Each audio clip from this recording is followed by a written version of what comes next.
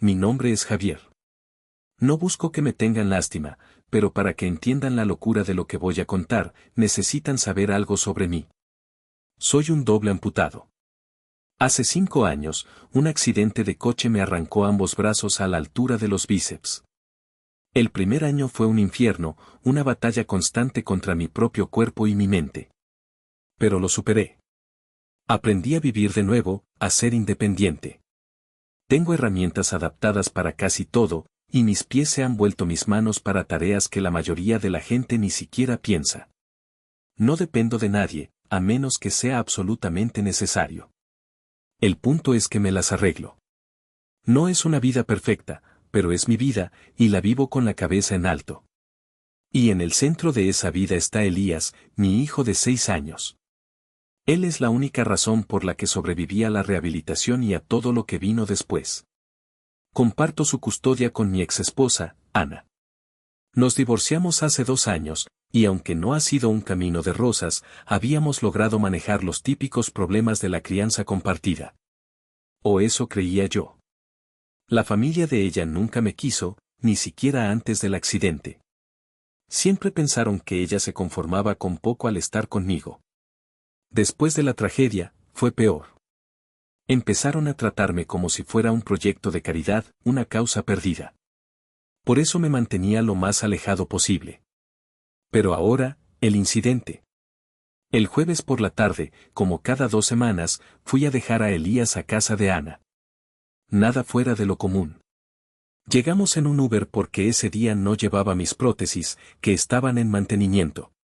Yo cargaba una pequeña mochila en la espalda y siempre lo acompañaba hasta la puerta.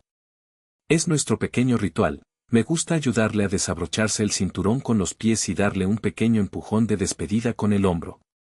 Ana abrió la puerta y, en cuanto pisé el porche, noté que algo no andaba bien. Tenía una sonrisa forzada, casi una mueca. No des un paso más, dijo, con una voz extrañamente tensa. Me pareció raro, porque siempre entraba lo justo para ayudar a Elías a quitarse la mochila. Antes de que pudiera procesarlo, ella dio un salto hacia atrás y gritó, «No me toques». Pensé que estaba bromeando, una broma de muy mal gusto, pero siguió gritando que yo era un agresivo, que me estaba acercando demasiado. «Ana, ¿qué diablos te pasa?» «Estás exagerando», le dije, confundido. Estaba literalmente en el borde del porche, ni siquiera cerca de ella. De repente, su padre apareció desde el interior de la casa, como si hubiera estado esperando la señal. No sabía ni que estaba allí. Empezó a gritar que yo le estaba poniendo las manos encima a su hija. «Manos. Yo no tengo manos». Me gritaba en la cara, diciéndome que retrocediera y que aprendiera a respetar los límites, como si no hubiera hecho esa misma entrega durante 2 años sin un solo problema. Antes de que pudiera decir una palabra más, Ana ya estaba al teléfono con el 911, diciendo entre sollozos que la había golpeado en el pecho y que había intentado entrar a la fuerza. No solo no tengo brazos, sino que apenas estaba en el umbral, ni 1 centímetro dentro de la casa. No hubo ningún contacto físico. 0. La policía llegó en unos 10 minutos. 3 oficiales, 2 hombres y una mujer. Mantuve la calma y les expliqué todo con la mayor serenidad que pude reunir. Les dije que era un doble amputado, que solo estaba dejando a mi hijo, que Ana había empezado a gritar sin motivo. Para entonces, Ana ya estaba sentada en los escalones del porche, llorando y agarrándose el pecho como si fuera la víctima de una paliza. Uno de los oficiales me preguntó si la había empujado con mi cuerpo. Le dije que no, que me detuve en cuanto ella me lo pidió. Pero fue inútil. La historia ya estaba escrita en sus mentes. No hicieron más preguntas, no investigaron. Dieron por sentado que usé mi cuerpo de forma agresiva o algo por el estilo. Uno de ellos incluso me preguntó con sorna si la había vestido con la cabeza o le había dado un cabezazo. Un cabezazo. Me sentí como un animal en un circo. Me arrestaron. No me dejaron ni despedirme de Elías. Me empujaron hacia la patrulla. Sin esposas, obviamente, pero uno de ellos soltó una risita y dijo, «Ya veremos qué hacemos con eso en la estación». Como si yo fuera un problema logístico, un objeto. Pido un abogado, dije, con la voz temblorosa de rabia. No me leyeron mis derechos. No me dejaron llamar a nadie. La pesadilla apenas comenzaba. Pasé las siguientes 9 horas en una celda de concreto. 9 horas sin comida, sin agua, sin una sola explicación y, definitivamente, sin dignidad. Me sentía deshumanizado, un trozo de carne arrojado a un rincón. Al día siguiente, mi amigo, que finalmente pudo localizarme, pagó la fianza. Fue él quien me contó que Ana andaba por ahí mostrando un supuesto moretón en el pecho, diciendo que la había atacado sin motivo. Dijo que no tenía ningún sentido conociéndome, pero ahí estaba el problema, aparentemente, el moretón era visible, y eso fue suficiente para que los oficiales lo registraran como una agresión menor. Ahora enfrentaba cargos y, peor aún, el Departamento de Servicios Infantiles había sido notificado. Mi custodia estaba en juego. Lo primero que hice fue contratar a un abogado. Encontré a un tipo joven pero brillante, especializado en derechos civiles y casos de discriminación por discapacidad. Escuchó mi historia con una seriedad que me devolvió un poco de esperanza. Lo primero que hizo fue solicitar las grabaciones de las cámaras corporales de los oficiales. Lo que vimos nos revolvió el estómago. Era una burla constante. Mientras me llevaban al coche, uno de ellos decía en voz baja a su compañero, «Este sí que está jugando bien la carta de la discapacidad». Otro murmuró que el hecho de que le falten brazos no significa que no sea peligroso. En ningún momento del video se me ve levantar la voz, amenazar a nadie o acercarme de forma agresiva. Todo lo que hice fue caminar con mi hijo hacia la puerta. Ahí es cuando ella empezó su teatro. Se echó hacia atrás, se agarró el pecho como si la hubiera golpeado una bala y empezó a gritar. Los oficiales llegaron en minutos, casi como si estuvieran esperando a la vuelta de la esquina. Nadie me preguntó mi versión de los hechos ni una sola vez.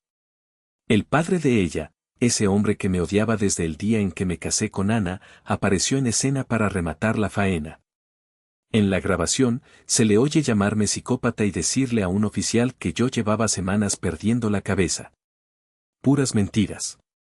Tenía mensajes de texto y registros de tiempo que probaban mi estabilidad y mi compromiso con Elías. Luego, revisamos el informe médico de Ana que estaba en el expediente. Afirmaba que la empujé con tanta fuerza que cayó contra una pared, lo que supuestamente le causó los moretones. Aquí estaba el problema, yo no puedo empujar a nadie. Físicamente, no tengo el alcance ni la fuerza. No tengo brazos y, como le dije a la policía, ese día no llevaba mis prótesis, estaban en el taller para unos ajustes. Incluso si hubiera querido patearla, ni siquiera estaba de frente a ella. Y entonces, llegó el golpe de gracia. La llamada que lo cambió todo. Era un vecino de Ana, un tipo que vive con su madre justo enfrente. Tenía cámaras de seguridad. Su cámara captó un ángulo amplio del porche. En la escena completa, no se ve ningún empujón. Se me ve a mí, de pie, dando un paso hacia la puerta con mi hijo, y a Ana lanzándose hacia atrás por su propia voluntad. De repente, después de gritar, se golpea contra la barandilla del porche y se agarra el pecho. No hay contacto. Cero. Nada. Esa grabación por sí sola dejaba claro lo que había pasado, pero lo que es peor es que las marcas de tiempo no cuadraban con su declaración oficial. Dijo que entré a la fuerza, pero el video demostraba que nunca crucé el umbral. Ni siquiera estuve cerca. Su propia línea de tiempo no coincidía ni con la grabación ni con la llamada al 911. La historia se complicó aún más. Me enteré a través de un amigo en común, alguien que discretamente ha estado de mi lado en todo esto. La noche anterior al incidente, Ana y su novio tuvieron una pelea muy fuerte. Los vecinos la oyeron gritar en el porche, y él se fue furioso. Así que ahora, lo más probable es que los moretones fueran de esa pelea, y ella me usó a mí como chivo expiatorio para encubrirlo. Un clásico. No creo que lo planeara todo desde el principio, pero cuando me vio allí, vio una oportunidad. Nunca le gustó que yo siguiera adelante, y menos con alguien que me trata bien y no me ve como si estuviera roto. Odiaba la idea de que ya no la necesitaba y quiso recordarme que todavía podía quitarme lo más valioso que tengo. Pues bien, ahora era ella la que tenía algo que perder. Mi abogado solicitó inmediatamente una audiencia de emergencia para que se desestimaran los cargos y empezamos a preparar una demanda civil contra el Departamento de Policía por arresto indebido. Contra Ana por difamación y denuncia falsa, y posiblemente contra su padre por calumnias. No iba a dejar que se salieran con la suya. No después de la forma en que me humillaron frente a mi hijo. El Departamento de Protección Infantil me visitó el viernes siguiente. Fue una situación increíblemente incómoda. La trabajadora social fue profesional, pero era evidente que buscaba algo, cualquier señal que confirmara la historia que le habían vendido. Hizo preguntas sobre mi apartamento, cómo preparo la comida, cómo me muevo, si Elías alguna vez se ha sentido incómodo a mi alrededor.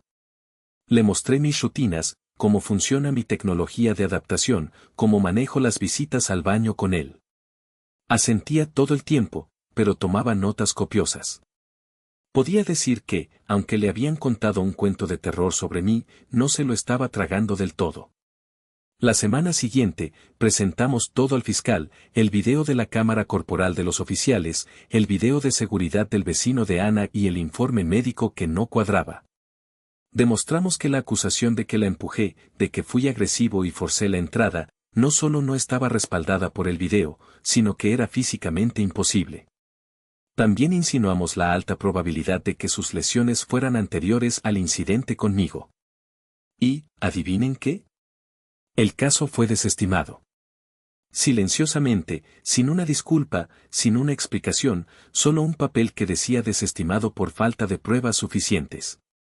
De acuerdo, lo acepto. Es un comienzo, pero no iba a dejarlo así. Ana intentó incriminarme en algo que no podía haber hecho.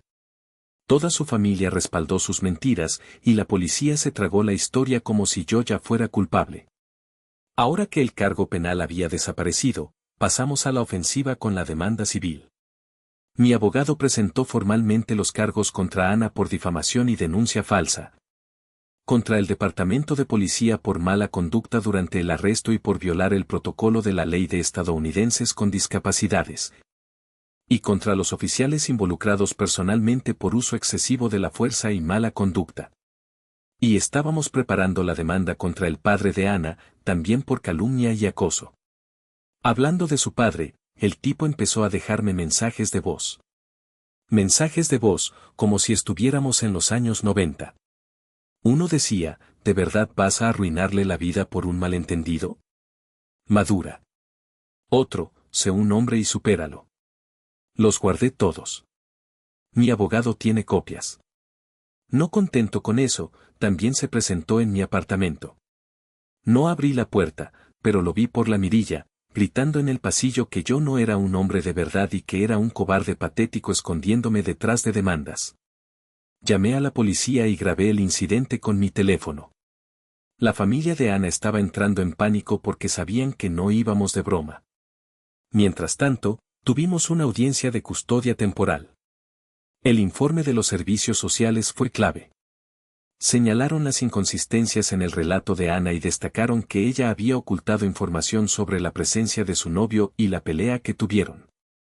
Al trabajador social tampoco le gustó que ella intentara poner a Elías en mi contra. Basándose en todo eso, el juez me concedió la custodia total temporal hasta la siguiente revisión. Ana tendría visitas supervisadas cada 2 fines de semana en un lugar neutral. La familia de Ana, que había sido tan activa en redes sociales cuando me arrestaron, de repente se quedó muda. Ana eliminó sus perfiles, probablemente por la presión. Para ser claros, nunca quise llegar a este punto. Pero cuando alguien intenta destruir tu vida y usa tu discapacidad como un arma, ¿qué se supone que debes hacer? ¿Pedir disculpas y dejarlo pasar? Ella mintió. Su familia apoyó la mentira. Y ahora querían que yo fuera el que actuara con madurez. No, ese tren ya había partido cuando me dejaron en una celda sin mis prótesis y se burlaron de mí por ello. Ahora era mi turno de actuar. Pensé que después de que se desestimara el caso penal, las cosas empezarían a calmarse. Pensé que tal vez todos haríamos lo maduro y aceptaríamos que se habían equivocado. Pero, al parecer, algunas personas no pueden dejar ir el poder, por pequeño que sea. Y por algunas personas, me refiero a mi suegro. Aproximadamente una semana después del cierre del caso, fui a uno de los entrenamientos de fútbol de mi hijo, como siempre hago. Llego temprano, saludo a los otros padres y lo animo desde la banda. Pero esta vez, apenas había dado 5 pasos dentro del campo cuando un voluntario me detuvo y me dijo que no podía estar allí. Al principio pensé que era un malentendido, pero no. Me dijeron, con toda seriedad, que me habían prohibido asistir a los partidos o entrenamientos debido a un caso de agresión pendiente que involucraba la custodia de un menor. ¿Pendiente? El caso había sido desestimado públicamente 2 semanas antes. Pregunté quién había presentado la queja. No me lo dijeron, pero no fue difícil adivinarlo. El padre de Ana está en la junta directiva de la liga. Es uno de esos jubilados que se aferran a cualquier pizca de poder que les queda, y me ha tenido en la mira desde que todo esto comenzó. Supongo que si los tribunales no me castigaban, él se encargaría de hacerlo, al estilo de la asociación de padres. Así que volví al apartamento, llamé a mi abogado y le conté todo. Él tenía los documentos del tribunal que probaban que los cargos habían sido retirados. Podríamos haber presionado a la liga para que levantara la prohibición, pero eso ya no era suficiente para mí. Había intentado mantener la calma con esta gente una y otra vez, y siempre encontraban otra forma de atacarme. Así que decidí que era hora de pasar a la ofensiva de una manera que no olvidaran. El sábado siguiente era el primer gran partido de la temporada de Elías, uno de esos eventos a los que asisten todos los padres. Mis suegros estaban allí, en primera fila, en sus sillas de jardín como si fueran la realeza. Y adivinen quién más apareció. Un notificador judicial. Un profesional que contraté para la ocasión. Caminó directamente hacia el campo durante el descanso del medio tiempo y le entregó los papeles legales a mi suegro delante de medio pueblo. Se lo sirvió allí mismo. El hombre intentó montar una escena, gritando que era acoso y amenazando con llamar a la policía, pero la gente ya estaba murmurando y algunos incluso se reían. La humillación en su rostro fue espectacular. La liga acabó suspendiéndolo a él por causar un disturbio, lo único sensato que han hecho hasta ahora. La demanda que presentamos contra él era por difamación y acoso. Nada complicado, solo hechos. Tergiversó deliberadamente mi situación legal ante una organización a la que tengo todo el derecho de pertenecer, y lo hizo con intención maliciosa. Mientras tanto, Ana se mantenía en completo silencio. Se dice que rompió con el tipo con el que salía. Algunos dicen que volvió a vivir con sus padres. No lo he confirmado, pero no me sorprendería. Ya no responde a nada, excepto a través de su abogado. E incluso esas respuestas son cada vez más breves y cautelosas. Creo que por fin entendió que esto no iba a desaparecer. También me enteré por un amigo en común que su familia está intentando vender su casa discretamente. Probablemente están intentando reunir lo que puedan, porque no soy el único que los está demandando. Resulta que se han hecho muchos enemigos a lo largo de los años. Vecinos, proveedores, incluso a alguien que fue despedido del negocio familiar. La gente está viendo cómo se desmoronan con palomitas en la mano. La liga levantó mi prohibición después de que mi abogado les presentara oficialmente la prueba de que los cargos habían sido retirados. Me ofrecieron una disculpa a medias, pero no la necesito. Solo quería sentarme en las gradas y animar a mi hijo. Y eso es exactamente lo que hice el fin de semana pasado. Marcó un gol y corrió hacia mí para chocar su frente contra la mía, nuestro fight particular. Fue el mejor momento en mucho tiempo. Han pasado unos 2 meses desde la última actualización. Las cosas por fin se han calmado, y sentí que le debía un cierre a la gente que ha seguido este desastre. En resumen, las demandas siguieron adelante, las cosas salieron exactamente como esperábamos, y ahora tengo la custodia total de mi hijo y ninguna intención de permitir que algo así vuelva a suceder. Empecemos por la demanda civil. No llegó a juicio, la otra parte se rindió. El departamento de policía se puso en contacto a través de su equipo legal con una oferta de acuerdo. No admitieron públicamente ninguna fechoría, por supuesto que no. Pero publicaron una declaración discreta reconociendo errores de procedimiento durante mi arresto y confirmando que se están haciendo ajustes en las políticas relativas a los arrestos que involucran a personas con discapacidad. Metieron la pata, lo saben y están intentando que desaparezca sin atraer la atención de los medios. Uno de los oficiales involucrados renunció, otro fue reasignado, y uno fue aparentemente disciplinado internamente, aunque eso probablemente no signifique nada. Legalmente no puedo hablar del monto del acuerdo, pero digamos que no voy a dejar mi trabajo, pero tampoco voy a preocuparme por los gastos legales o de terapia en mucho tiempo. Y lo más importante, acordaron borrar completamente el arresto de mi expediente. Tener esa mancha eliminada importa más que cualquier cheque. En cuanto a Ana, su equipo intentó retrasar el proceso todo lo posible, pero las pruebas eran demasiado claras. Ya había sido sorprendida mintiendo a los servicios de protección infantil, sus moretones no coincidían con su historia, y el video de la cámara del vecino destruyó la poca credibilidad que le quedaba. En la revisión del Tribunal de Familia, mi abogado pidió la custodia total y la obtuvimos. Custodia legal y física única de Elías, con efecto inmediato. Ella todavía tiene visitas supervisadas 2 veces al mes en un lugar neutral. No más entregas sin supervisión. No más acusaciones físicamente imposibles. Eso no volverá a suceder. Su padre, por su parte, tuvo que pagar $1.000 por calumnia. Es una cantidad simbólica, pero me he ganado un nuevo enemigo. Sinceramente, no me importa. No es que fuera precisamente un aliado antes. Y Ana puede añadir otra razón para odiarme, ya que también perdió casi $35.000 en la demanda por difamación. Eso, más el acuerdo con la policía, representa una suma considerable. Tanto que estoy considerando comprar una casa y adaptarla a mis necesidades. Así que pasaré los próximos meses buscándola, renovándola y, finalmente, mudándome con mi hijo. Tener más espacio será beneficioso para ambos. Mucha gente me ha preguntado por qué no simplemente seguí adelante cuando se retiraron los cargos. Habría sido más fácil, claro. Pero cuando alguien usa tu discapacidad en tu contra, cuando esperan que la gente te vea como menos capaz, menos creíble, menos humano, no te retiras. Luchas. No creo que la gente entienda lo aterrador que es cuando el sistema se vuelve en tu contra y tu cuerpo ya está siendo juzgado antes de que siquiera abras la boca. Tuve que sentarme de lado en el asiento trasero de la patrulla como un saco de basura, mientras los oficiales se reían y hacían chistes. Pasé la noche en un banco de cemento sin poder ni siquiera beber agua por mí mismo. Y cada segundo de eso fue por una mentira. Y que quede claro, esto no fue un malentendido. Fue un intento deliberado de usar la discapacidad, el ego y la reputación como armas. Y casi me cuesta todo.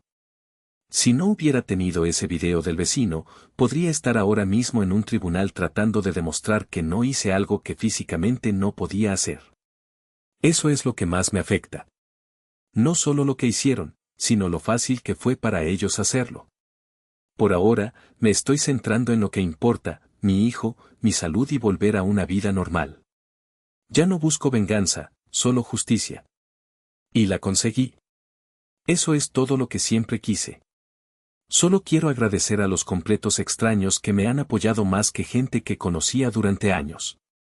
Incluso la policía, que se supone que debe proteger y servir, hizo exactamente lo contrario. Así que gracias. Sinceramente, desde el fondo de mi corazón.